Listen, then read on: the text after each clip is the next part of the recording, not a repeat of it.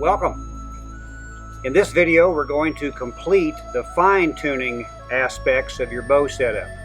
We're going to take it from the point where Rodney shot his last arrow, and we are going to make fine adjustments to your bow setup. Okay, before I start bare shaft tuning, I get my bow set up with how I'm going to hunt with it. That means I have a bow quiver on, if I use a bow quiver. I put arrows in the bow quiver, so I've got the arrow weight there. I have the bow pretty well set up exactly the way that I hunt with it before I start to tune. Another thing that I do is I make sure that my nocks are not too tight. You want your nock to grip the string tight enough to where it will hang by its own weight, but not so tight that just a tiny bit of pressure releases the nock. And that would be perfect. Doing that, if you take the time to fine tune your arrows to that bow, you are going to greatly improve your accuracy. I can't stress that enough. And go through each and every segment that I'm about to show you until you get that perfect arrow flight out of that bow. Also, you want to set the brace height of your bow to the manufacturer, the bowyer's recommendation. Set that height where it's supposed to be by the bowyer, and you can adjust to the sweet spot later on for your individual taste. So we're going to start with pretty much a full-length shaft that is close to being to the proper spine for this bow, and I'm going to show you what I do to start the process. I like to start the tuning process by shooting a bare shaft with the exact grain weight feel point that I use for my broadheads into a bag target. The reason I do that is a bag target doesn't try to straighten your arrow out, and it's much more likely to give you an accurate picture of exactly how your arrows are entering the target by not self-correcting. I start from a distance of about 10 yards and shoot into the bag, and what I'm looking for, hopefully, right off the bat, is tail left. I want to see the arrow enter tail left because that's correctable by shortening the length of your arrow, and I'll show you how you do that. And you can see the arrow is extremely tail left upon entering the target. That indicates too weak of a spine. So I'm going to show you how we correct that a little bit at a time. And what we're trying to do is bring that end of the arrow over to the right until it is entering the target without any fletching, perfectly straight. I'm going to be using a cutoff tool and that. Taking a 1/4 inch of an arrow length off at a time does wonders for making that spine stiffer. So test each shot a couple of times before you cut any more off.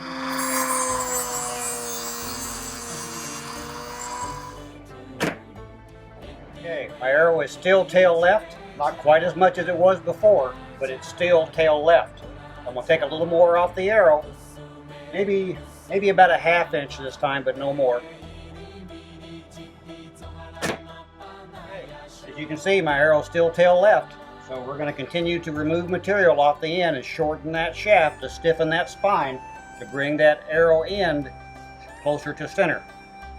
I have taken off probably 1.75 inches of this shaft to get the tail left completely out of the arrow, and the last arrow that I shot was almost perfect. Notice that I said almost perfect. We don't want to settle for that. We want it perfect. So I've taken another 1/4 inch off this shaft. I'm going to shoot again.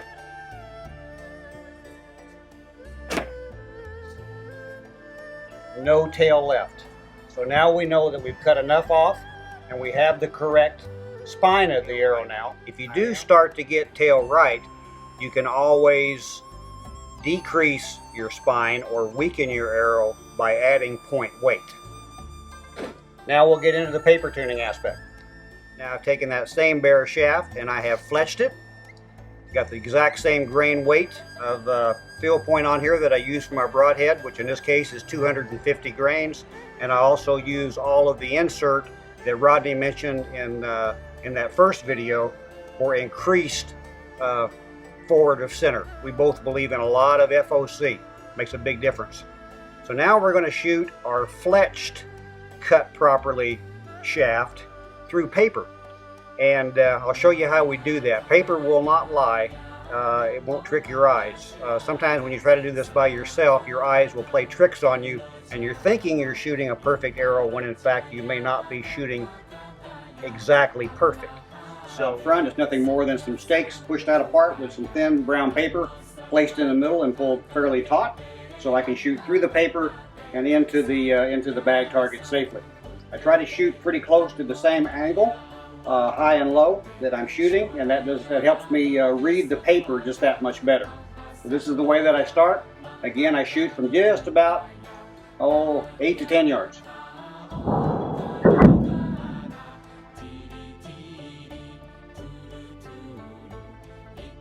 Okay, the tear is indicating to me that I have no right or no left tear in the paper, but I do have a tail high situation because the knock set is too high.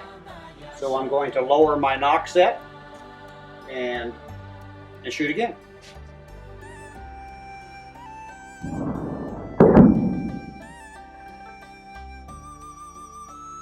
All right. That is exactly what we're looking for. A small hole, neither up or down elongated, and neither left nor right. It's got a hole with 3 slits that the feathers have made as they went through. That arrow is going through absolutely perfect. You want to have absolutely perfect. And what that's telling you is that every bit of the energy from your bow is being transmitted in a straight line to the front of that arrow. Not wasted momentum left, right, up, or down in any kind of a wobble. And all of your energy is going forward and into the point, which is exactly what you want for enhanced penetration, even out of lighter bows. Now you may not be able to get perfect arrow flight this quickly, like I did. I was lucky today. Don't settle for anything else. You want perfect arrow flight out of your bow. You owe it to yourself, you owe it to the critters that you're hunting. Remember that if it's tearing the paper to the left, it's not lying, and you can shorten your shaft to increase the spine to bring that arrow back to the right. If it's pulling to the right, the only thing that you can do is add more point weight to decrease the spine and bring your arrow back around straighter. And of course, up and down, that's nothing more than your knock point. I would also caution you that before you start tuning, make certain that you yourself are warmed up and shooting properly. Don't go out cold.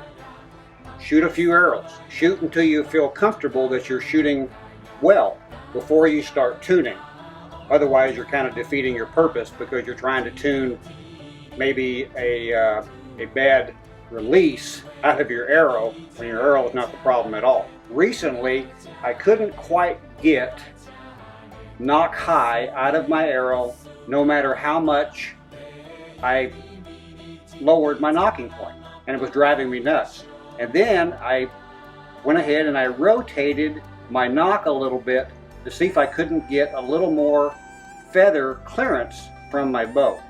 And a 1/4 of an inch of a turn, maybe even less, suddenly it was right there. No more knock high. So don't be afraid to try things like adjusting your knock, twisting your knock, left or right, to enhance your feather clearance out of your bow.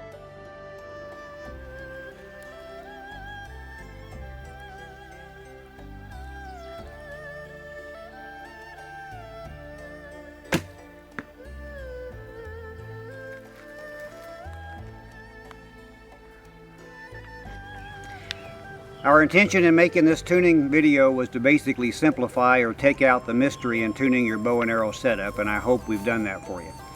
Remember, Take your time. Pick a day when you can devote the time necessary to do this correctly. Shoot a few arrows to warm up before you begin. Shoot an arrow at least 2 to 3 times before you make any changes. And don't settle for close or good enough. You want to have your setup perfect. A perfectly set up and tuned combination will be more forgiving when you don't shoot perfectly. Our next video will show hunting practice tips and shooting tips for the serious, complete bow hunter. God bless all of you, and good hunting.